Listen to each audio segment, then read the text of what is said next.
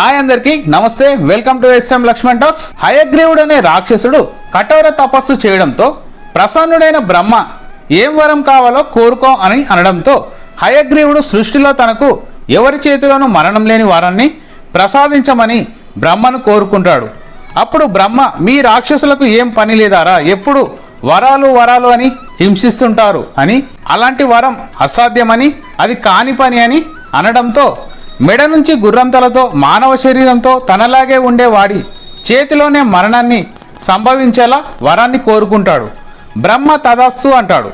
బ్రహ్మవరంతో హయగ్రీవుడు బ్రహ్మతో పాటు దేవతలందరిపై దండయాత్ర చేసి వేదాలన్నీ కూడా అపహరిస్తాడు. దానితో దేవదాన యుద్ధంలో శ్రీ మహావిష్ణువు కొన్ని వేల సంవత్సరాలు యుద్ధం చేసి అలసిపోయి సారంగ ధనుస్సుని తల కింద పెట్టుకొని నిద్రపోతున్న శ్రీ మహావిష్ణువు దగ్గరికి బ్రహ్మ వింటినారి తెగితే నిద్ర నుండి లేస్తాడనే ఎమ్రి అనే పురుగును పంపి వింటినారిని కొరకమని ఆదేశిస్తాడు.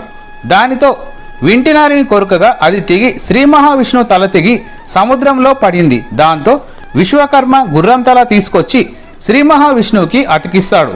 హయగ్రీవుడిగా మారిన శ్రీ మహావిష్ణువు అసురుడు అయిన హయగ్రీవ రాక్షసుని సంహరించి వేదాలను తెచ్చి వేదాలకు విద్యకి సరస్వతిని, వేదాలకు బ్రహ్మని అలా ఆధిపతులుగా నియమించి శ్రీ మహావిష్ణువు తన యథావిధి రూపానికి వచ్చేసి వైకుంఠానికి వెళ్ళిపోతాడు.